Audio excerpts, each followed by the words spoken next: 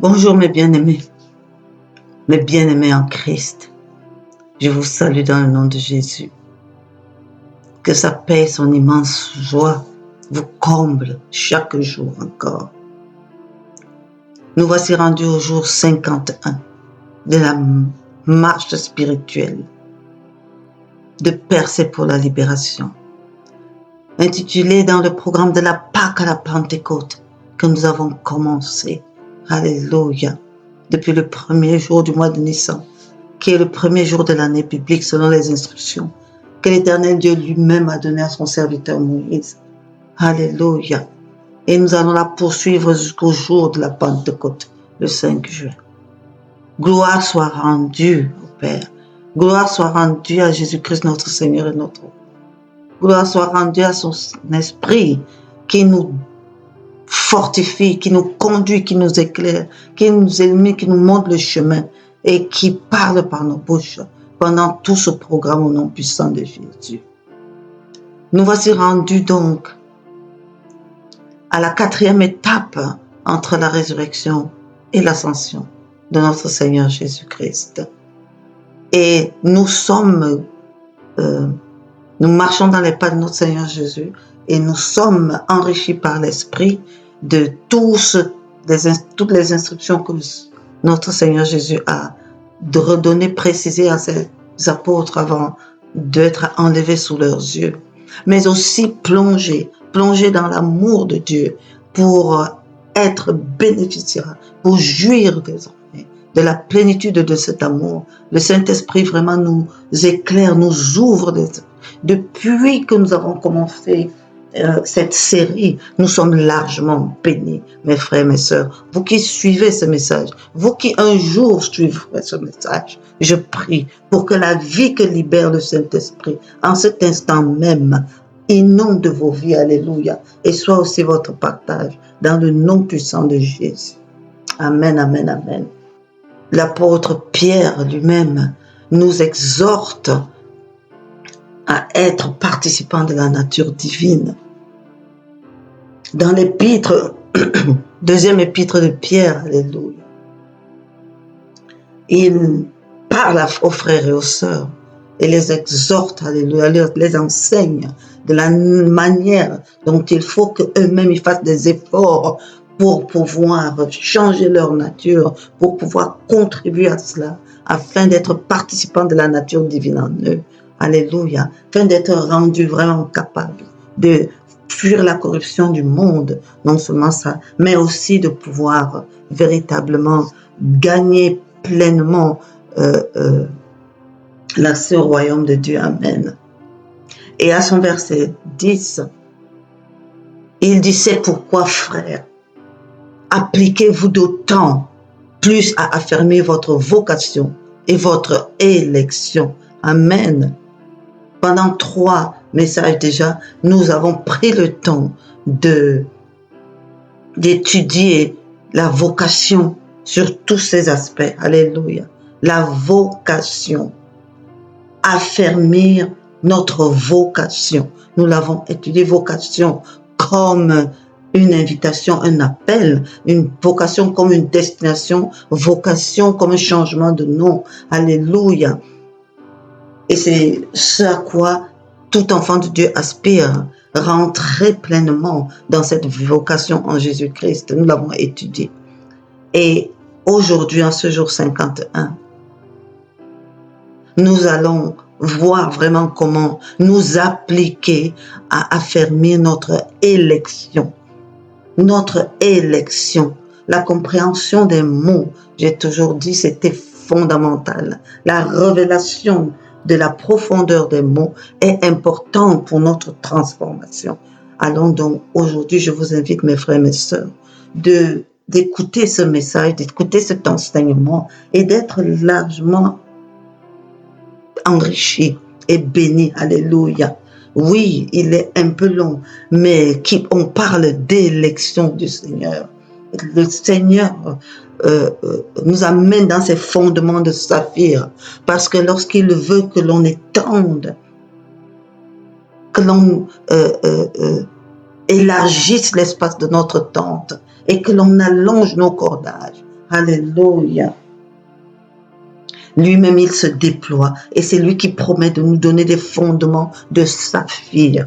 Alléluia. De faire de nous, non pas seulement des appelés, mais des élus. C'est le passage dont apprenons, appliquons-nous à affermir notre élection. Donc, ce message va nous enseigner, ce message va apporter des révélations profondes. Alléluia. Sur la progression et la valeur, alléluia, d'un enfant de Dieu pour pouvoir passer de l'état de l'appelé à l'état de l'élu. Amen. Afin d'être partie prenante de l'œuvre de Christ et du partenariat du Père pour accomplissement de ses desseins. Amen.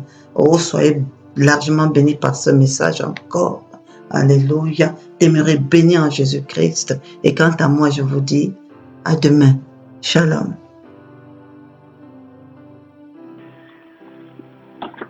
Mes bien-aimés en Christ, je vous salue dans le nom de Jésus. Chers auditeurs, chères auditrices, vous tous qui écoutez ce message, que la paix de notre Seigneur Jésus soit avec nous tous et son esprit aussi. Nous sommes dans la continuité de la série sur le thème élargir l'espace de ta tente, que nous étudions depuis plusieurs semaines déjà en nous inspirant du texte prophétique d'Ésaïe 54. Dans le message précédent, nous avons déjà parcouru du verset 1 au verset 11 et nous avons, avec l'aide du Saint-Esprit, essayé de comprendre et de capter la quintessence de la pensée de Dieu sur ce qu'il dit à son peuple en cette saison, où il veut mener son Église à un niveau supérieur d'accomplissement, de conquête, d'expansion. Oui, nous avons pris connaissance dans les détails des recommandations et des instructions qu'il nous donne, des objectifs qu'il veut atteindre avec nous. Nous avons reçu l'assurance de la restauration qu'il nous garantit et nous sommes rendus depuis le message dernier à la révélation de ses actions en notre profit. Nous sommes rendus là donc à l'étude du verset 11 et 12, qui sont les actions de paix. Et nous avons essayé de comprendre la fois précédente ce que l'Éternel notre Dieu veut de façon pratique nous dire quand il proclame « Je garnirai tes pierres d'antimoine ». Nous avons étudié ça et nous avons été vraiment bénis, mes frères et sœurs. Aujourd'hui, nous allons poursuivre avec le deuxième point de son plan, qui est le verset 11b, où il dit « Je te donnerai des fondements de saphir ». Voilà. Avant d'entrer dans le développement de l'étude, prions, remettons ce temps de partage entre les mains du Père et sous la conduite de son esprit, dans le nom de notre Seigneur Jésus. Père éternel, Dieu de gloire, oh, toi qui règnes dans tous les temps, ô Père éternel, toi qui es le seul éternel, ô Dieu, nous te bénissons et te rendons immense action de grâce, Papa. Nous venons, ô Père éternel, remettre devant ton trône de grâce ce temps de partage, ô Père, et nous t'invitons, Seigneur de Père Tout-Puissant, à être au milieu de nous. Là où 2 ou 3 sont assemblés en ton nom, tu nous dis dans ta parole que tu es présent. Ô Seigneur, sois présent en ce moment, Père éternel. Laisse ton esprit nous conduire en toutes choses. Saint-Esprit de Dieu, viens, prends contrôle de tout. Prends contrôle de nos corps, nos âmes, nos pensées. Établis toi-même la pensée de Dieu en nous. Parle par nos bouches et dispose le cœur de mes frères et sœurs à l'écoute et à la réception des révélations que tu vas libérer en ce jour, afin que nous soyons édifiés tous pour marcher dans les voies de notre Seigneur Jésus. Et c'est en son nom que nous avons élevé cette prière. Et ensemble nous disons Amen, Amen, Amen. Voilà. Je te donnerai des fondements de saphir, nous dit l'Éternel. Alléluia. Ce qui est sûr ici, quand nous regardons, c'est que Dieu veut assurément nous donner quelque chose. Je disais dans les autres passages que, au but de ces enseignements aussi, c'est amener le peuple de Dieu à chercher la connaissance travers des mots. Les premières lectures de la Bible, ne nous arrêtons pas au premier niveau de compréhension de la Bible.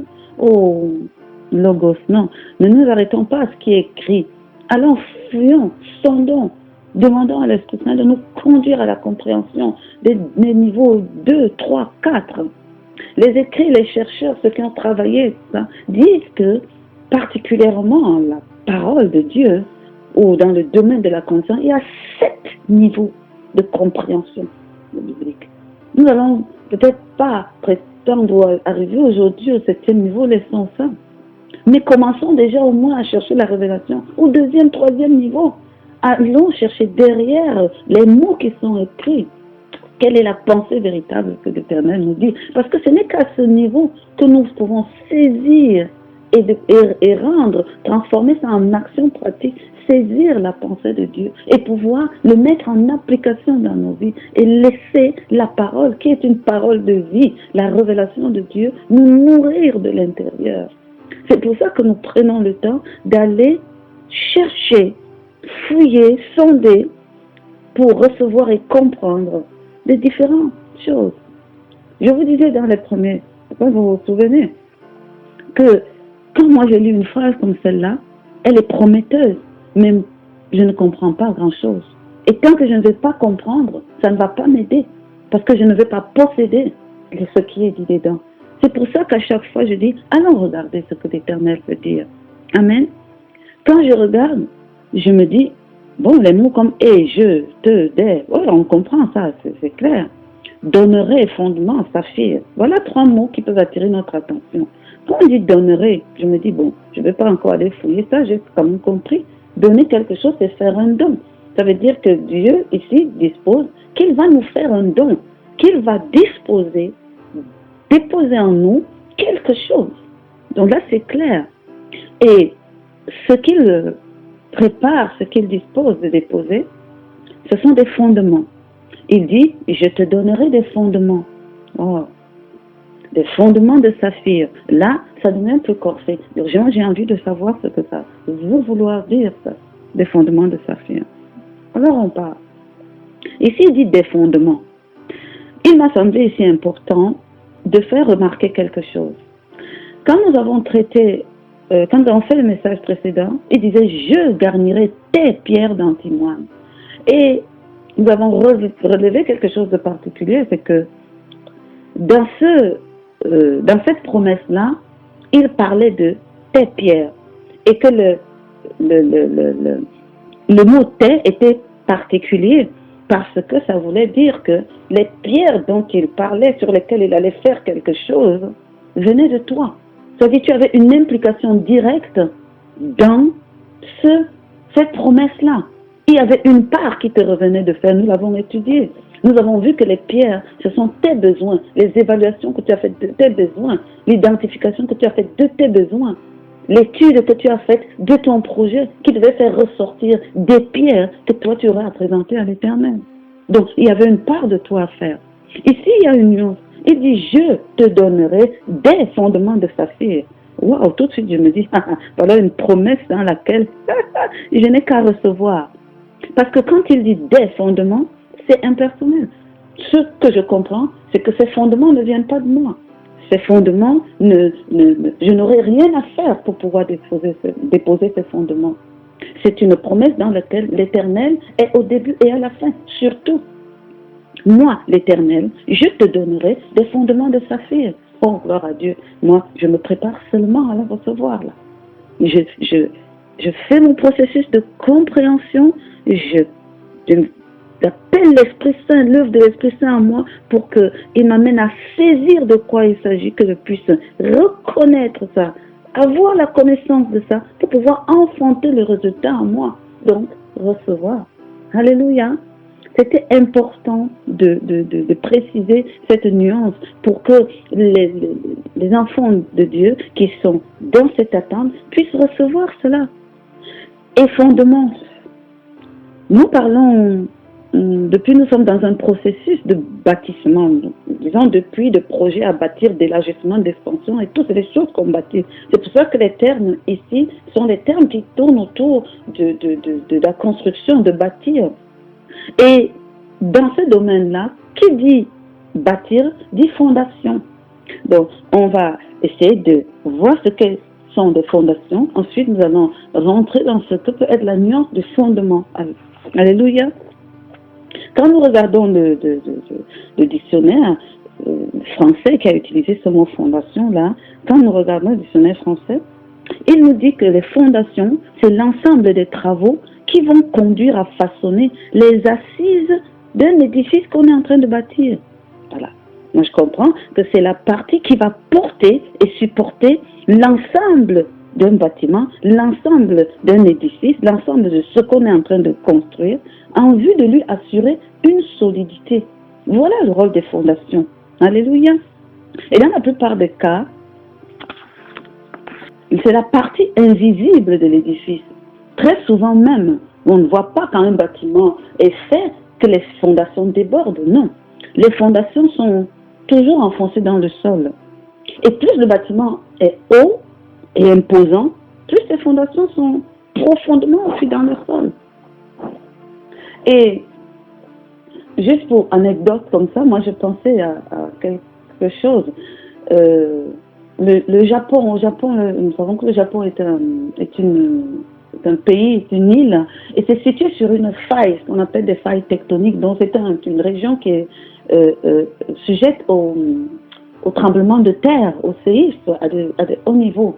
Donc ce qui a poussé un peu les Japonais à chercher la solution à leurs problèmes et réfléchir la façon de construire les bâtiments chez eux pour être un peu à l'abri de ces influences techniques. Et l'ingéniosité de tous leurs chercheurs, les ingénieurs, et l'habilité des architectes, ils sont arrivés à se dire que pour construire des immeubles et tout, ils allaient dans les fondations faire une espèce de structure qui soit un peu sur des roues, sur des poulies métalliques, qui permettent que l'ensemble de l'immeuble enfoncé dans le sol ait une latitude, une amplitude pour bouger devant, derrière, à gauche, à droite, de façon à ce que quand le sol tremble, cette amplitude donne la possibilité à l'immeuble de tanguer, mais de ne pas subir les forces de pression qui vont la faire écrouler, qui vont la briser. C'est ingénieux, seulement que ça peut marcher jusqu'à un certain niveau. Quand on a entendu dernièrement, avec tout ce qui est arrivé à Kobe, tout ce qui est arrivé même à Tokyo, même, que certains immeubles, même bâtis avec ces fondements-là, se sont écroulés. Pourquoi? Parce que l'amplitude qui est arrivée, le séisme qu'ils ont subi était d'une amplitude assez costaud. Parce que personne ne peut contrôler la nature. Personne. Mais ça, ce sont des fondations de main d'homme. L'Éternel nous dit ici, quand vous voulez bâtir avec moi, moi je vous fais des fondements. Et je leur donne même une nature particulière, des fondements de saphir.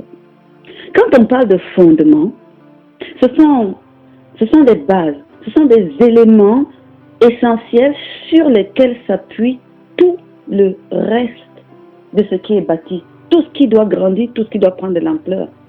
Ce sont des principes de base, des principes fondamentaux sur lesquels un système est établi. Tout ce qui est appelé à exister, à grandir, à prospérer, doit être ancré, doit être fixé, doit s'appuyer sur des fondements.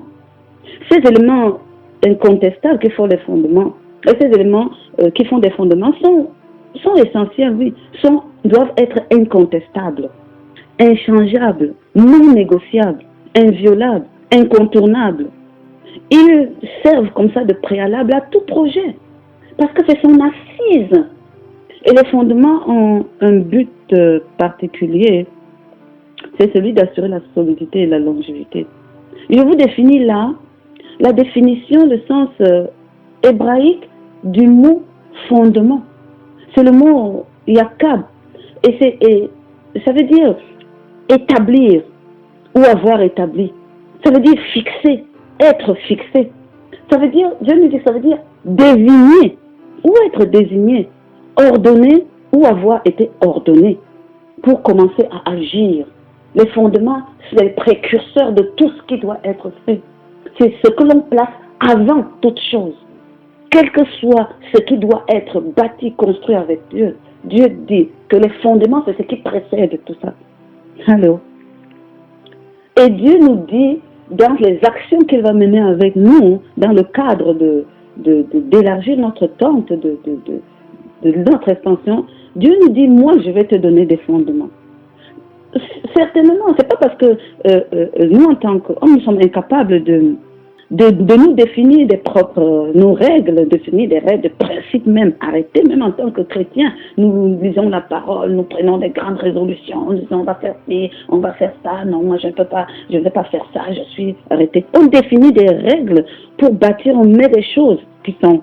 Nous sommes intelligents, Dieu nous a fait intelligents.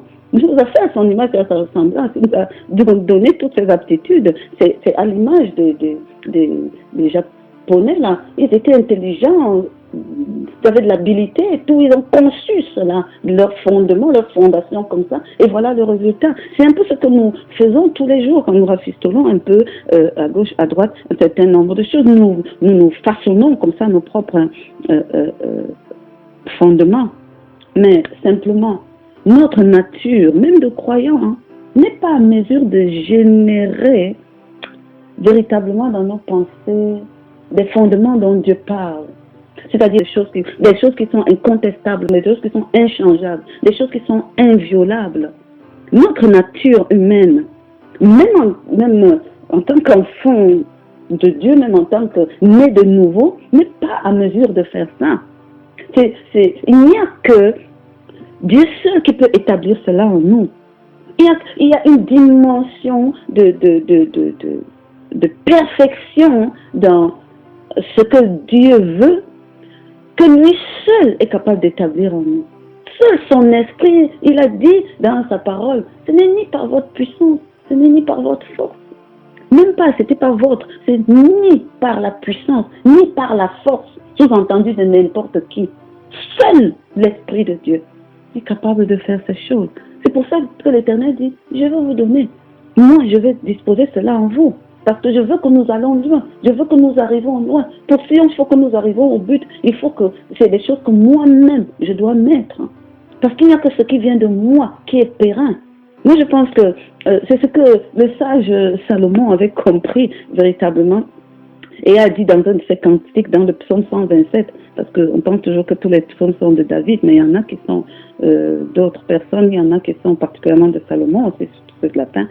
Le psaume 127, c'est un cantique de Salomon, et il dit, si l'Éternel ne bâtit la maison, ceux qui la bâtissent travaillent en vain.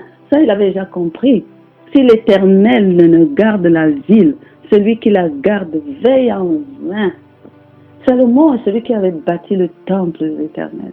Et nous pouvons imaginer toutes les réflexions, les pensées, les ingéniosités, tout qu'il a dû imaginer pour pouvoir accomplir cela. Heureusement que Salomon, avant même de commencer toute chose, avait dit, Seigneur, mon Dieu, le Dieu de mon Père, je ne peux pas. Je suis incapable de faire ce que tu me dis de faire. Donne-moi la sagesse pour aller faire ça. Alléluia. Et c'est ce que Dieu veut que nous fassions avec lui. Donne-moi la sagesse pour aller faire ça. Fais-le toi-même au travers de moi. Alléluia.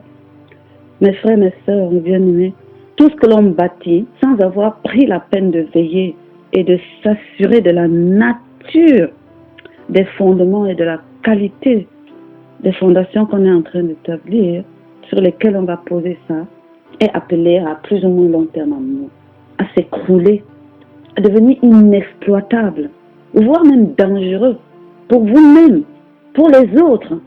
C'est une loi divine, mes bien-aimés. Elle est valable dans tous les domaines de la vie, quel que soit le sujet, quel que soit le projet. Ce n'est pas seulement pour une maison qu'on bâtit, ni pour une entreprise qu'on bâtit. Pour un mariage, pour une union, un partenariat, une entreprise, tout, un ministère, un projet de vie même personnel. Et je te donnerai des fondements de saphir. C'est la promesse de l'Éternel. C'est le plan qu'il dit qu'il va établir en nous. Non seulement il nous dit qu'il va nous donner, qu'il va nous faire ce don, et qu'il va nous façonner lui-même nos fondations, qu'il va établir lui-même ces fondements en nous. Mais il va plus loin. Il nous donne même la nature, la qualification des fondations qu'il va établir en nous. Quand il dit « je vous donnerai des fondations de saphir », Ça veut dire qu'il y a plusieurs types. Soit qu'il y a plusieurs types de fondations, soit alors que la qualification de saphir caractérise ses fondations à lui. Donc il est important que nous pouvions saisir la nuance de cette comparaison, de ce mot saphir-là, pour pouvoir être imprégné de types de fondements dont l'Éternel promet de nous équiper. Et pour pouvoir discerner, je vous ai dit que quand on va essayer de comprendre les choses, c'est pour pouvoir aussi les identifier quand ils arrivent.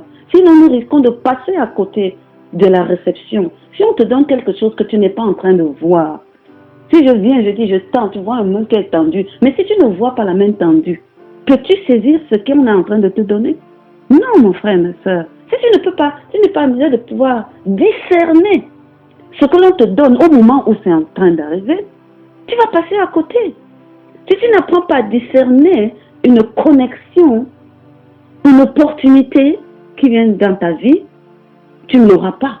Donc c'est un peu ça ici, il faut que nous comprenions c'est quoi la nuance qui s'attache au saphir pour pouvoir discerner ces fondements-là, ces éléments essentiels que l'Éternel veut planter, veut s'aimer en nous. Comme ça, quand nous les verrons soit se manifester ou quand nous comprenons par la parole ce que ça signifie véritablement, nous irons chercher ça. Nous tendrons les mains pour recevoir cela. Alléluia.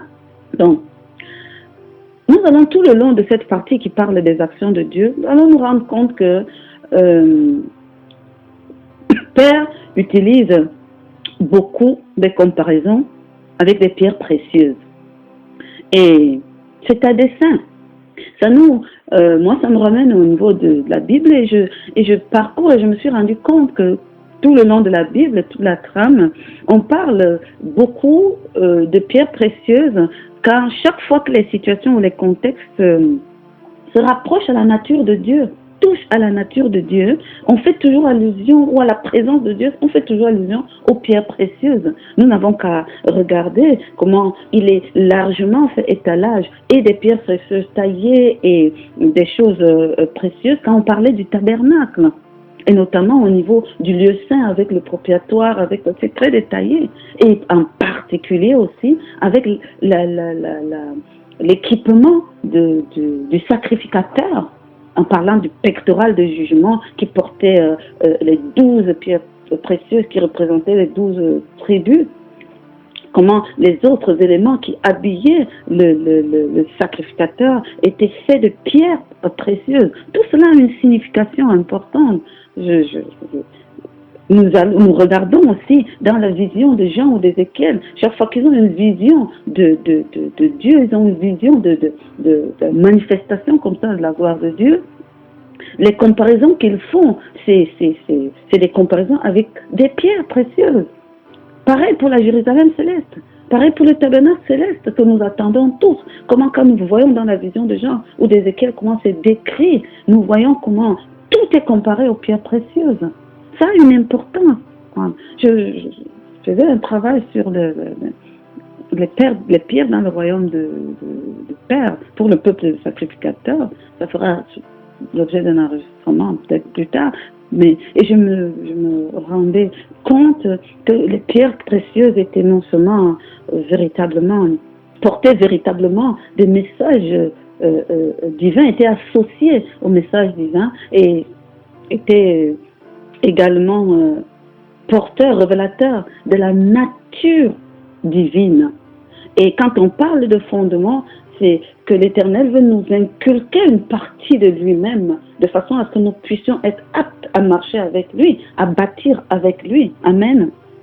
Nous avons vu également dans le message précédent, quand nous parlons de pierres, que les pierres sont l'ensemble des besoins que nous avons évalués, identifiés, etc., et qui doivent contribuer à bâtir le projet que nous avons à bâtir avec Dieu.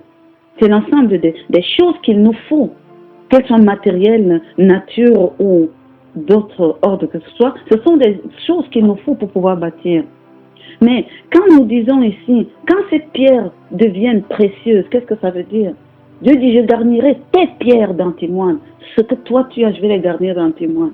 Mais moi, je te ferai des fondements de saphir, donc des fondements précieux. Donc, cette pierre, parce que c'est toujours des choses qui vont nous équiper pour marcher avec Dieu, cette pierre, Dieu, lui, les façon de façon précieuse. Donc, c'est important d'aller regarder ce que ça signifie, un peu ça. La notion de la pierre précieuse, il faut que nous comprenions, parce que c'est une définition assez particulière. Nous savons dans le monde qu'une pierre précieuse, quelque chose de beau, c'est quelque chose de cher, qui a de la valeur, qui est riche et que nous prenons comme ça. Mais si Dieu fait allusion à ça pour définir certaines choses, il veut parler de quoi? Ici, précieux se définit chefet dans le langage hébraïque, et ça veut dire délice. Ça signifie désir, un désir ardent. Ça signifie le bon plaisir. Ce qui fait le bon plaisir est précieux. Définit ça comme précieux. Donc, ce qui est précieux aux yeux de Dieu, c'est ce qui doit procurer des délices. C'est ce qui doit être agréable à faire. Donc, il y a ici dans la pierre précieuse une notion de préciosité. La notion, ce que moi j'appelle la notion de préciosité, c'est la notion qui amène que quelque chose est défini précieux aux yeux de Père lorsque non seulement il fait l'objet de tes désirs ardents, mais que surtout il procure le bon plaisir de Père. Que ce soit quelque chose qui lui est agréable. Amen. Donc, il y a deux éléments ici qui se joignent pour constituer la notion de préciosité. Il y a la notion du désir, du plaisir, de l'agréabilité, oui, mais des deux camps. Ça doit te faire plaisir, oui. Ça doit être pour l'objet de tes désirs, oui, mais ça doit procurer un bon plaisir à faire. Ça doit lui être agréable. Voilà la définition de préciosité. Voilà la définition de pierre précieuse. Donc, tout ce qui est agréable à faire et qui fait ton plaisir est une pierre précieuse pour Dieu. Alléluia. Est-ce que nous comprenons ça? Donc, quand Dieu met les pierres précieuses partout, c'est parce que ce sont des choses qui lui font plaisir. Ce sont des éléments, ce sont des pierres, ce sont des besoins, ce sont des outils, ce sont des choses qu'il faut en nous qui font plaisir à faire. Alors, lui, il dit qu'il va établir des fondements de saphir. Ça veut dire que parmi toutes les pierres précieuses, lui, il a choisi le saphir parce que ça donne l'image de ce qu'il veut établir comme fondement. Alléluia. Et nous venons dans cette notion de préciosité voir encore que David aussi avait compris ça. David avait compris ça et il l'a proclamé, il a dit, il a chanté dans son psaume 37. Il a dit, fais de l'Éternel tes délices et il te donnera ce que ton cœur désire. Parce qu'il avait saisi cette notion de préciosité. Il avait saisi que ces choses doivent aller ensemble pour être parfaites aux yeux de Dieu. Alléluia. Voilà. Ça doit combler les désirs. Ça doit être agréable à Dieu et ça doit combler tes désirs. Donc ces choses sont ensemble. Et pour chaque pierre précieuse, à chaque pierre précieuse, il est rattaché à une nature particulière de Dieu. Donc quand il dit, il a choisi, il a opté que les fondements qu'il doit te donner doivent être de saphir. Voyons à quoi correspond le saphir. Comme ça nous permettra de comprendre de quelle nature Dieu veut nous équiper de ces fondements. Comme ça, nous pourrons, même dans nos prières, demander que cet équipement vienne à nous, parce que nous les avons identifiés et nous savons que ça fait plaisir au cœur de Père, parce que ce sont des choses qui lui sont précieuses. Alléluia. Allons regarder de quoi il s'agit. Il a dit, c'est de saphir que nous allons avoir des fondements. Quand on prend le saphir, on définit, c'est une pierre précieuse, d'accord?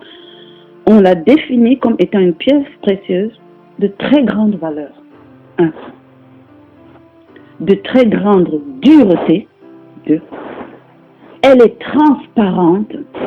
Elle est de grande pureté. 5. Elle est de grande rareté. Voilà les caractéristiques que l'on accorde au saphir. Et elle est de couleur variante, dans une variante de bleu. D'un bleu pur à un bleu transparent que l'on appelle le bleu ciel. Donc, voilà le contour du saphir, de la pierre précieuse qu'on appelle saphir. De grande valeur. Quand on va regarder plus précisément, ça définit, ça parle de dignité. On dit, c'est quelque chose qui doit être digne. C'est une grande dignité. Ça ne dénote pas aussi seulement le prix, son coût, oui, parce que la véritable valeur qu'il y a autour du saphir, c'est la dignité. Alléluia. Donc, ayez une pensée que le fondement que Dieu veut introduire en toi, déposer en toi, c'est une notion de dignité. Dieu veut t'amener à être quelqu'un de digne. Alléluia. De grande dureté. La dureté se définit par la résistance qu'on peut avoir, résistance aux intempéries, aux situations externes, aux agressions externes. Et cette résistance est une absence de fragilité.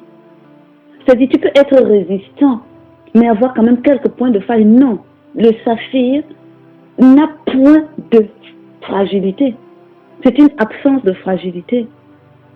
Il y a un mot aussi qui a été utilisé pour définir cette caractéristique de dureté, c'est de l'intransigeance. Alléluia. Je me suis dit, voilà un caractère. Mes frères et mes sœurs, notez ça. L'intransigeance. Dieu dit que le saphir confère une intransigeance. Tu es intransigeant avec les choses que tu fais avec lui. Alléluia. Il y a une notion de transparence. On peut dire, nous tous, nous connaissons ce que ça veut dire transparent, non transparent. On voit à travers, oui. Transparent veut dire qui laisse passer la lumière, qui permet de voir à travers. Ça, c'est la définition. Moi, j'avais dit logos. Mais quand on dit quelqu'un est transparent, c'est que la personne n'a aucune dissimulation en lui. Rien n'est caché. Pas d'hypocrisie, pas de fourberie. Que la personne marche dans la vérité avec Dieu. La personne a saint à ses reins, la ceinture de vérité de Père. Il marche dans la vérité de la parole de Dieu. Alléluia. Le saphir, c'est une pierre qui a une grande pureté. La pureté, ce n'est pas seulement une notion de propreté, ce n'est pas une notion seulement de manque de bactéries. Ou... Ça définit d'abord quelque chose qui est sans mélange. Quand on dit que quelque chose est pur, c'est qu'il n'y a pas de mélange dans cette personne. Il n'y a aucune compromission. On ne mélange pas les natures de choses. Elle est intègre. C'est la notion d'intégrité, c'est-à-dire complète dans la même nature. C'est aussi quelque chose qui est sans défaut, sans pollution. Oh. Ça introduit une notion de sanctification ici, mais surtout une notion de sainteté. Soyez saints, comme votre Père est saint. Dieu dit, parce que ce n'est pas des choses que nous sommes capables de faire, il dit, moi, voilà les choses que je vais établir comme base dans ce que nous allons faire ensemble. Je veux communiquer ma sainteté en vous. Alléluia. Le saphir, c'est une pierre rare. Et la rareté ici se définit comme, oui, être peu nombreux, c'est-à-dire qu'on ne trouve pas beaucoup, c'est vrai. Mais c'est aussi être peu commun. C'est-à-dire, la rareté, c'est dans la qualité de la chose qui est faite. Pas seulement dans le nombre, pas seulement dans la quantité, c'est aussi dans la qualité de ce qui est fait. C'est peu commun, c'est pas vulgaire. Le saphir est une pierre qui est tellement rare qu'aujourd'hui, c'est la pierre qui a la valeur la plus élevée du marché. Le saphir est plus cher que le diamant. Le diamant est reconnu comme étant la pierre faite à perfection. Oui, mais seulement, le diamant n'est pas rare, le diamant n'est plus rare aujourd'hui. Ça aussi, ça a une très grande portée spirituelle. Parce que le diamant désigne, j'ouvre cette parenthèse pour vous mes frères, mes sœurs, le diamant désigne les saints, de la fin des temps, le corps du Christ, toi, moi, parce que Dieu veut que nous soyons parfaits pour constituer l'épouse, parce qu'elle doit être sans tache ni ride. Ça, c'est le diamant. Mais il faut qu'ils soient nombreux, parce que Dieu veut tout le monde. Alléluia. Mais le saphir a toutes ces qualités-là. Mais le saphir est rare, parce que c'est une dimension d'élection. C'est une dimension de... Il y a beaucoup d'appelés, peu d'élus. Le saphir, c'est pour les élus. Parce que l'élection, vous voyez, c'est la victoire de ceux qui ont en eux le véritable désir de payer le prix qu'il faut pour remporter la couronne. Alléluia. Et c'est ça la rareté du saphir. Et vous voyez, mes frères, mes sœurs, toute cette dimension. Dieu dit que ce sont des fondements qu'il veut taper. Ce sont lui ses règles de base. Si quelque chose n'est pas bâti, ce qu'on bâtit avec lui n'a pas cela comme fondement. Oui, ça ne va pas tenir la route. Mes frères, mes sœurs, si vous avez entendu cela, notez certains, que ce soit désormais le sens de votre quête pour être équipé. Parce que Dieu dit, je donnerai, je vous ai dit, écoutez mes frères, mes sœurs, c'est au futur simple, parce qu'il y a une condition avant, qui se trouve au verset 2 de ce chapitre Ésaïe 54 que nous travaillons depuis quelques semaines et que nous avons développé de long en large. Élargissez l'espace de vos tentes, ne retenez rien, allongez vos cordages, affermissez vos pieux. Voilà ce que vous avez à faire. Et nous avons étudié ça, François. Nous avons aussi vu dans les pierres qui doivent être garnies qu'il faut étudier la chose, explorer votre projet pour en extirper les pierres qu'il faut présenter. Moi, je vous ai dit, c'est important. Ce que l'Éternel lui dit qu'il va nous faire. Ce qui est sûr, c'est qu'il va le faire. Parce que lui, il n'y a pas une once de variété en lui. Il dit, il fait. C'est nous qui avons une insuffisance. C'est nous qui devons redoubler de désir en nous-mêmes pour accomplir la part qui est pour nous. Préoccupons-nous de la part qui est la nôtre. Ainsi, nous recevrons ce que l'Éternel libère. Alléluia. Sur le plan toujours spirituel, mais sur le plan de maintenant l'exploration de la nature de Dieu lui-même dans le cadre de la manifestation de son esprit, le saphir a une couleur. Le saphir est une nuance de bleu. Et le bleu, spirituellement, nous avons vu même dans sa parole, a une place importante dans la sainteté et dans l'adoption avec Dieu. L'arc-en-ciel se déploie, comme on voit, en 7 couleurs. Et pour ceux qui ont un peu travaillé dans la parole, nous savons que les 7 couleurs de l'arc-en-ciel correspondent aux 7 esprits de Dieu, aux 7 formes de manifestation de l'Esprit de Dieu. Quand l'Esprit de Dieu se meut, quand la lumière, elle se déploie en 7 formes de ce sens. Ce n'est pas l'objet de traiter ça aujourd'hui, non plus. Ça va du jugement et de feu jusqu'à la filiation, à l'adoption, à l'esprit de vie. C'est clair. Et c'est ces couleurs, le rouge, l'orangé, le jaune, le vert, le bleu ciel, le bleu et le violet, le magenta. Ce sont les 7 couleurs de l'arc-en-ciel. Et ce sont les 7 esprits de Dieu manifestés. Nous en ferons peut-être un message plus tard. Je vais juste prendre quelques éléments dessus pour vous étayer ce que l'Éternel considère, ce que l'Éternel prend en prenant le saphir comme étant la nature qu'il veut communiquer au fondement qu'il veut nous donner. Amen. Et je disais que la variante de bleu nous fixe dans l'Esprit de Dieu, dans la manifestation de l'Esprit de Dieu sur la couleur bleue. La couleur bleue, il y a 2 niveaux de manifestation. Il y a le bleu qu'on appelle le bleu des rois, le bleu des Christ, et le bleu ciel qui est le bleu de la sainteté de Dieu, le bleu de l'adoption. Nous allons regarder ça un peu de plus près. Donc, la couleur ciel, la transparence, et qui s'allie aux valeurs que nous avons définies tout à l'heure, de transparence qui devenait beaucoup plus éclairé, parce qu'en fait, le bleu qui part de la gloire manifestée de Dieu s'imprègne de sainteté pour s'éclairer, pour devenir beaucoup plus ciel, beaucoup plus blanc. Alléluia. Donc, le premier esprit que nous allons essayer de voir, étudier, c'est l'esprit de sainteté et d'adoption. Nous le voyons, Paul nous en parle dans Romains 1 au verset 4 et dans Romains 8 au verset 15. C'est l'esprit de sainteté, c'est l'esprit d'adoption. C'est ce désir de Père qu'il a de nous faire devenir des fils. On nous dit que nous avons reçu un esprit d'adoption. Et c'est par cet esprit d'adoption que nous avons reçu le droit, la possibilité d'appeler Dieu Abba, Père. Donc, nous avons reçu le droit par l'esprit d'adoption que Christ, notre Seigneur et Sauveur, est venu faire manifester à la croix. Pour ceux qui ont cru, ils ont reçu le droit d'être enfants de Dieu. Mais la notion de sainteté qui s'y accorde fait passer de l'enfant de Dieu à fils. Mes frères et mes sœurs, parce que ce n'est pas la même chose. Être un enfant de Dieu et être un fils. Ah non. Alléluia. Donc, la notion ici, il y a l'esprit de sainteté et l'esprit d'adoption qui sont matérialisés par cette couleur bleue du ciel, c'est-à-dire qui essaie de nous faire partir de notre nature terrestre pour nous élever dans notre nature céleste. Alléluia.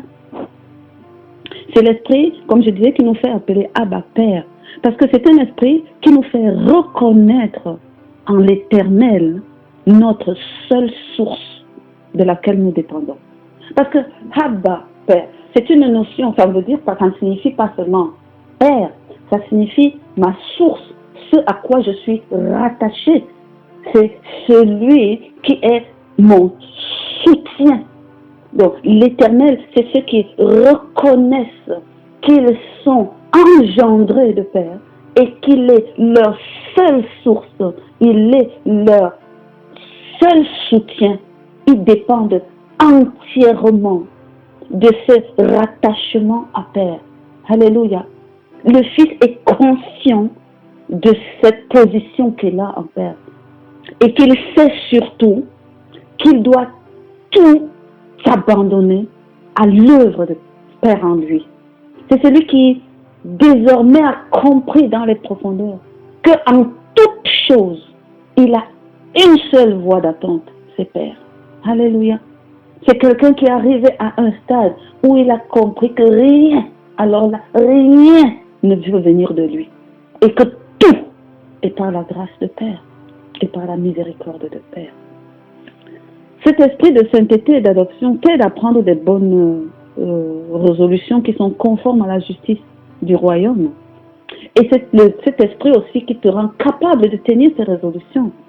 Parce que par nous-mêmes, on ne peut pas. C'est cet esprit-là qui te revêt d'humilité. Sa caractéristique particulière, c'est la dimension d'humilité.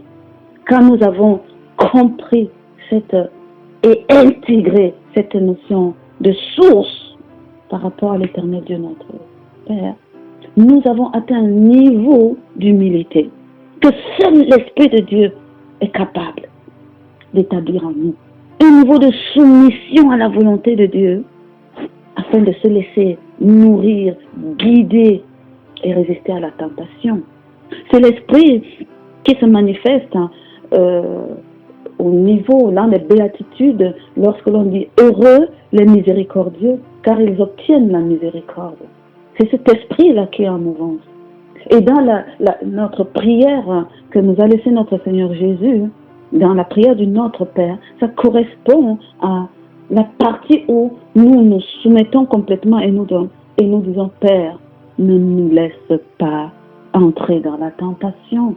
Ne nous laisse pas entrer dans la tentation. » Parce que même résister à la tentation, aussi érudit de la parole qu'on soit, on ne peut pas. Il y a toujours un niveau où on fléchit, on glisse, on tombe. Père, ne nous laisse pas entrer dans la tentation. Soutiens-nous. Soutiens-nous. Alléluia. Le deuxième esprit, le deuxième bleu du saphir, c'est ce qu'on appelle le bleu roi, le bleu pur.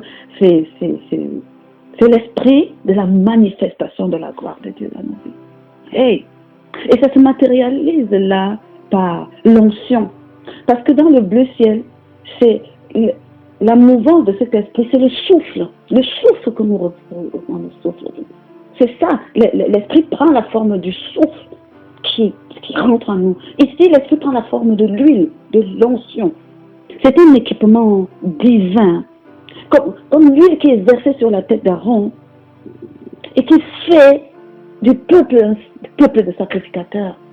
C'était cette onction qui nous équipe, qui nous remplit de désir de Père, de payer le prix, de supporter et l'épreuve et la souffrance et la traversée du désert et rester dans notre quête de porter haut la bannière de Christ et du royaume de Dieu, de l'exalter bien haut. C'est l'onction qui remplit ceux qui désirent manifester vraiment la puissance de Dieu et établir la présence de Dieu partout où ils vont. C'est l'onction qui remplit les élus. Alléluia. C'est l'onction qui habite ton cœur d'un désir grand, d'une préciosité grande pour accomplir les œuvres agréables à Dieu. C'est cette onction-là. Ça se désire, mes frères et mes sœurs. La puissance se désire. Manifester le royaume de Dieu se désire. Oh. Et c'est ici que tout le caractère de pureté prend sa légitimité. Parce que dans les béatitudes, ça correspond à heureux ceux qui ont le cœur pur, car ils verront Dieu.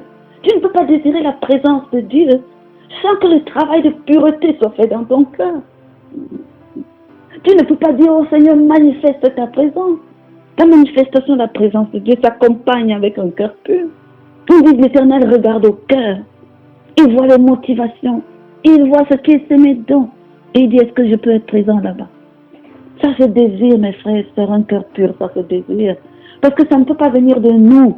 Ça se désire dans notre consécration. Ça se quémande à Dieu. Ça se désire cela. Dépose en moi tes fondements. Si nous avons compris cela, Dieu dit, je te les donnerai. Mais si tu prends le temps déjà de demeurer seul avec lui pour enfoncer profondément tes pieds, alléluia. C'est la dimension où tu dis, oh Père éternel, je désire ta présence. Délivre-moi du mal. Extirpe tout ce qui est mal de moi. Oh Père éternel, lave. Tu règnes, tu es puissant, tu es gloire dans tous les siècles, toujours toi. Tu es seul éternel. Oh Dieu. Mes frères, mes sœurs, si on n'a pas cette dimension est tellement importante. Hein. Heureusement que Dieu lui-même il dit, bon, moi-même je veux faire sans vous parce que, bon. Et déjà aussi parce qu'il veut s'assurer que marcher avec lui, nous allons marcher dans la pérennité. J'ai constaté une chose, je ferai un rapprochement, et je disais, cette notion de sainteté et cette notion de pureté, cette couleur bleue est tellement importante à faire. Quand on revient sur le tabernacle, je vous ai dit, quand on a compris le fonctionnement du tabernacle, on a compris comment Dieu fonctionne. Il y a un passage dans Nombre 15, verset 37, 38, qui parle justement de la nécessité que l'Éternel a fait prendre au peuple. Parce qu'il a dit à Moïse, il a dit, dites au peuple qu'il se couse un vêtement, qu'il fasse des franges sur des vêtements et qu'il me mette un cordon bleu à ce vêtement. Et ainsi, chaque fois qu'ils verront le cordon bleu, ils sauront qu'il faut qu'ils soient saints comme moi, leur Père, je suis saint. Qu'ils gardent mes commandements. Et c'est seulement quand ils feront ça que moi, l'Éternel, voilà ce que je ferai. Oh. Et de ce passage, Nombre 15, 37, 41, ça fait partie de... C'est devenu un peu un credo pour le peuple juif. C'est-à-dire ça fait partie de la quintessence de la prière qui répète quotidiennement. C'est vous dire l'importance que ça a. Je vous ai parlé des cordages dans le message où on était en train d'étudier les instructions de Dieu. Et je vous disais que les cordages, les 3 fils qui doivent constituer les cordages, c'est un fil blanc, c'est un fil bleu, c'est un fil rouge de cramoisi qui correspondent à l'œuvre de Christ à la croix, qui correspondent à la manifestation de la gloire de Dieu, à la sainteté qui est le fil bleu, et qui correspond à la sainteté du vêtement blanc des saints. La fin. Oh, frère et sœur. Et c'est tellement important. Mais gloire à toi, ô Éternel, parce que dans ta bonté, dans ta miséricorde, tu nous dis, tu vas nous donner ça. Tu vas nous doter de cet équipement. Oh Dieu, nous voici, Seigneur, complètement soumis à toi. Père éternel, Dieu de gloire, accorde accomplis cela en chacun de nous. Oui, Père éternel, délivre-nous du mal, nettoie nos cœurs, afin qu'ils soient purs, ô Père éternel, afin que nous soyons, ô Seigneur, prêts à recevoir les fondements que tu veux planter en nous, tes fondements de sainteté, ô Seigneur, de pureté, tes fondements de dureté, tes fondements de dignité, tes fondements d'intégrité, ô Père éternel, tes fondements d'humilité. Souffle en nous, ô Père, souffle de ton esprit, Père, de sainteté et d'adoption, et verse sur nos têtes, Papa, l'onction qu'il faut pour que nous soyons des fils, ô Père éternel. Oh, merci parce que tu as dit que tu vas nous les donner. Seigneur, nous te faisons cette prière au nom de notre Seigneur Jésus qui a tout payé à la croix pour que nous puissions devant ton trône de grâce, oh, nous humilier et faire cette prière au Père éternel. Équipe-nous, équipe mon frère, équipe ma soeur. Oh, Seigneur Dieu de miséricorde. Parce qu'en réalité, mes frères, mes sœurs, si tu n'as pas atteint la stature de fils, tu n'auras pas la capacité de bâtir. Tu ne seras même pas établi pour bâtir, pour élargir quoi que ce soit, ni pour recevoir l'onction des élus, ni pour accomplir. Tu seras encore un enfant. Dis, ce n'est pas mon lot. Ce n'est pas mon lot. Au nom de Jésus, ce n'est pas mon lot. Oh. Il y a un troisième aspect sur la notion de saphir, qui est tout aussi important, mes frères et sœurs. C'est que quand on prend maintenant le saphir, pas dans sa définition naturelle, de contexte, c'est-à-dire dans sa caractéristique, on voit que le mot saphir vient d'un autre mot qui est plus profond, c'est-à-dire c'est une dérivation de ce mot-là, le mot séphar, qui, mon grand étonnement, ça caractérise celui qui est instruit, celui qui a du savoir, celui qui sait compter, raconter, énumérer, recenser, relater, raconter, inspecter, écrire avec précision. C'est la désignation, c'est le mot qu'on utilise pour désigner un écrivain, un enseignant, un secrétaire, un scribe. Et les scribes, c'était les secrétaires, c'était ceux qui écrivaient pour la gloire de Dieu. Esdras était un scribe et c'est à lui qui a été donné la mission d'aller rétablir le culte de Dieu à Jérusalem. Alléluia, après l'exil. Paul était un scribe, assis au pied de Gamaliel. Et à lui a été confiée la grande mission de porter l'évangile, d'expliquer, de raconter, de relater. Alléluia. D'autres aussi l'ont été. Amen. Cela m'amène à penser que recevoir des fondements de saphir consiste de recevoir de la part de Dieu un équipement divin qui fera de toi un instruit de la parole, un instruit des lois, un instruit des principes du royaume, qui fera de toi un raconteur, un relateur des bienfaits de l'Éternel. Que ce dépôt divin en toi te rend capable d'être un comptable pour Dieu, d'être un écrivain pour Dieu, de porter haut et de raconter haut, de relater haut, de témoigner, de compter les œuvres de gloire de Dieu. Alléluia. Je me suis dit, waouh, mes frères, mes sœurs, ici Dieu nous parle du témoignage. Dieu nous parle qu'il nous rendra capables d'avoir un témoignage digne de sa gloire. Ce qu'on bâtit avec Dieu doit témoigner de la grandeur de l'Éternel.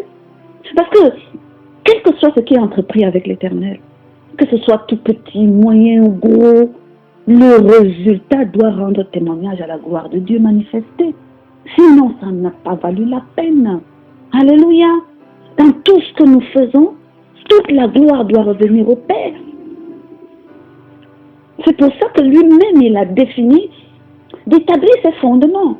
Parce que lui ne fait pas les choses à moitié, notre Père. S'il veut aller quelque part, n'oublions pas que nous sommes tous partie prenante de son plan. Lui, il est en train d'aller quelque part et il veut nous y amener. Donc quand il trouve te dire votre dispo, il t'équipe. Il façonne en toi ce qui est essentiel pour amener. Et je me rends compte aujourd'hui, au-delà de l'intégrité de ce qui peut être personnel à moi, Dieu veut que je sois un raconteur de son témoignage, que je sois un raconteur de sa gloire. Alléluia. Tout ce que vous faites. Quand je méditais sur ça, l'Esprit me fait venir une pensée. Il a dit, nous pouvons penser même que nous avons nos projets. Et que certains projets sont tellement personnels. Ceux qui ont des projets tels que ma maladie, il faut qu'elle parte, ou bien j'ai pas d'enfant, il faut que j'ai un enfant, ou bien il faut que j'ai une maison. Ils peuvent même se dire à un moment, oh, c'est un projet qui est tout propre, qui est personnel, c'est pour moi, etc. Dieu dit qu'il n'y a pas de petit projet avec lui. Parce qu'en toute chose, c'est sa gloire qui doit être manifestée. Alléluia. Quand je prends l'exemple de Anna, nous voyons très bien que le projet a été personnel pour Anna. Pendant tout le temps, rien ne s'est passé. Tant qu'elle nourrissait ça pour ne pas être insultée quotidiennement ou moquée quotidiennement par Pénina, rien ne s'est passé. C'est quand elle a pris, elle a compris et qu'elle a pris la résolution que le projet qu'elle avait, le désir qui nourrissait son cœur, devienne un témoignage pour la gloire de l'Éternel. Dieu a dit, on va ensemble. Alléluia. Parce qu'à partir du moment où elle a eu la pensée inspirée en se disant, oh, mon fils là, il ne sera pas comme mon fils, il sera un serviteur de l'Éternel. Il va œuvrer dans le temple. Il va parler de Dieu. Dieu a dit, ça m'intéresse ça. Alléluia. Vous allez me dire, bon, ça c'est Anna, et tout le monde, tous les enfants ne sont pas appelés à être Samuel, c'est vrai. Même si tu penses seulement, tu as un désir de te marier. Au début, tu dis, moi, je ne veux pas être seule, comment il faut quand même être machin. Oui, ça va commencer à prendre forme dans ta vie. Le jour où tu vas dire, ah, il faut que j'épouse quelqu'un qui craint Dieu. Là, Dieu commence à tendre l'oreille. Il faut que j'épouse quelqu'un vraiment qui désire faire des choses avec Dieu. Ah, ça m'intéresse ça. Non, il faut que vraiment, dans notre couple-là, cependant, que quand les gens nous regardent, on voit que nous avons un Dieu que nous adorons et que nous le mettons en priorité dans notre vie. Quand ils viennent, ils voient qu'on prie, ils ont des messages, ils ont des mots de consolation qui viennent de la Bible. Dieu dit, ah ça, c'est un projet là qui va témoigner de ma gloire. Je vais regarder ça de plus près. Alléluia. C'est valable pour ton entreprise, mon frère. C'est valable pour ton entreprise. Si tu n'as pas de projet grandiose, à ce que le regard, les yeux qui sont posés sur ce que tu es en train de bâtir là, avec Dieu, interpellent les gens de l'extérieur et témoignent de quelque chose, d'une nature quelconque de Dieu, vous ne marcherez pas ensemble. Il ne peut pas t'équiper, te doter de ces fondements-là. Alléluia. Oh Seigneur, nous te bénissons, Papa. Nous nous abandonnons à toi, ô Éternel. Nous nous soumettons entièrement à l'œuvre de ton esprit en nous. Fais ton œuvre.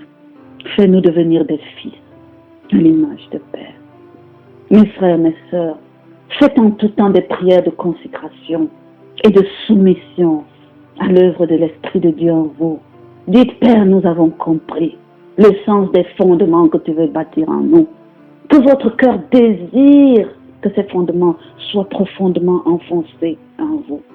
Je veux ici vous faire une remarque. Les fondations d'une demeure s'enfoncent dans la terre, dans le sol. Et plus le bâtiment est grand et haut, plus il s'enfonce. C'est pareil pour les fondements de Dieu. Ils doivent s'enfoncer profondément en nous. Je vais vous faire remarquer quelque chose. On a dit que ça s'enfonce dans la terre. La terre, c'est notre chair. Que les fondements de Dieu s'enfoncent profondément dans notre chair, dans nos entrailles. Et quand on dit chair, ce n'est ni dans le cœur, ni dans la pensée. Je veux que vous notiez ça. C'est dans notre chair. Pourquoi dans notre chair? Parce que nous, de façon intelligente, l'être humain n'a aucune prise sur la chair. Ce qui a comme source la chair, nous n'avons aucune prise sur ça. C'est ce qui est inné, c'est ce qui est comme un instinct. Ça se déclenche, ça se passe en nous, et nous ne pouvons pas réfléchir. Le cerveau n'intervient pas. Il se lève et agit. Et c'est comme ça que l'Éternel veut agir en nous. C'est-à-dire que quand les fondements de l'Éternel viennent prendre le pouvoir de nous, nous ne pouvons pas lui dire, tais-toi, ne fais pas. Non. C'est pour ça qu'il passe par la chair. Mes frères, mes sœurs, il y a un verset, le verset au Proverbe 20, 27, qui dit que le souffle de l'homme est une lampe de l'Éternel. Il pénètre jusqu'au fond de nos entrailles. La version d'Arbi, qui est la plus proche de la traduction hébraïque, parle de cette porte de l'esprit de l'homme. C'est-à-dire le souffle de vie qui apporte la vie et qui passe par le sang. Ça rentre dans le sang et ça inonde notre chair.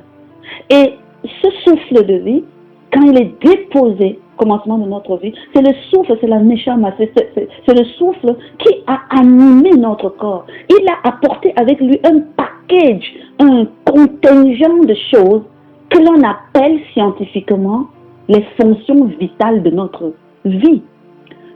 Ce n'est pas nous. Tu es debout, tu ne contrôles pas le cœur qui bat, tu ne contrôles pas les intestins qui se contrôlent, tu ne le sens même pas. Il y a des choses que l'on appelle les fonctions vitales en nous. Et ça, c'est apporté par le souffle de vie. Parce qu'avant que le souffle de vie ne soit soufflé dans l'être, même le bébé qui naît, rien ne fonctionne en lui. Et ça va établir ça, on appelle ça les fonctions innées, les fonctions vitales. Et c'est la même voie qui est utilisée ici par le souffle de Dieu.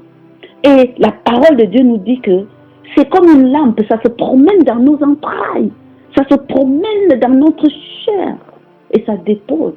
Et c'est comme ça aussi qu'il peut déraciner de notre chair ce qui ne va pas pour implanter ce qu'il veut. Alléluia. De façon à ce que quand le fondement de Dieu va commencer à agir en nous, nous marchons seulement, nous ne le sentons même pas. Il prend contrôle et il se manifeste. Parce que s'il laissait que notre cerveau, nous-mêmes, nous prenons contrôle, nous puissions ressentir sur ça, nous serons manipulés par l'ennemi. Parce que lui, malheureusement, l'ennemi ne porte pas la vie. Donc, il passe par la tête, il passe par l'intelligence, lui.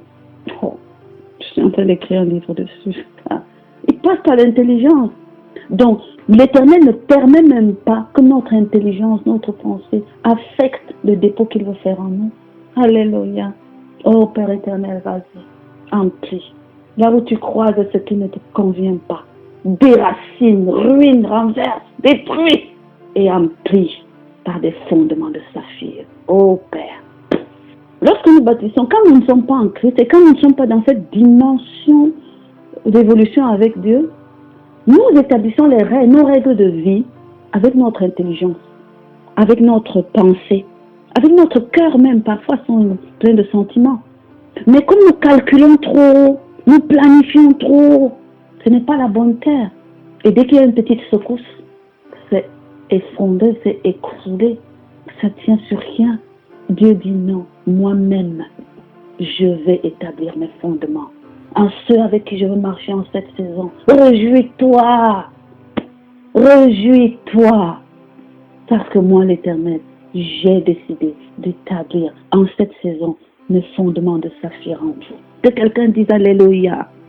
Que quelqu'un dise Alléluia. David disait, quand les fondements sont renversés, le juste, que fera-t-il? Vraiment, quand les fondements sont renversés, le juste est perdu. Si ce sont tes fondements, laisse que l'Éternel mette ses propres fondements. Ils sont inrenversables. Ils sont indestructibles. Ils sont inviolables. Oh Dieu, merci Papa. Merci pour ta miséricorde. Merci pour ta bonté. Merci au Seigneur. Oh, ma prière au Père. Ma prière, Saint-Esprit, c'est que tu aies ouvert le cœur de mes frères, de ma sœur, pour recevoir ce message, pour recevoir la révélation au Père éternel, que tu relâches dans la vie de chacun, pour sa croissance dans le nom de Jésus.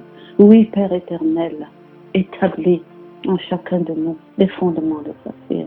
Puisse, ô Saint-Esprit, prendre contrôle de cœur, âme, esprit de mes frères et des sœurs, pour les amener, pour les conduire à être éligibles au fondement de saphir. C'est au nom de mon Seigneur Jésus que j'ai élevé cette prière et j'ai la ferme assurance de son exaucement. Alléluia. Alléluia. Et toute la gloire te revient, mon Père. Tu es le seul éternel. Shalom. Soyez bénis, mes frères. Soyez bénis, mes sœurs. Amen.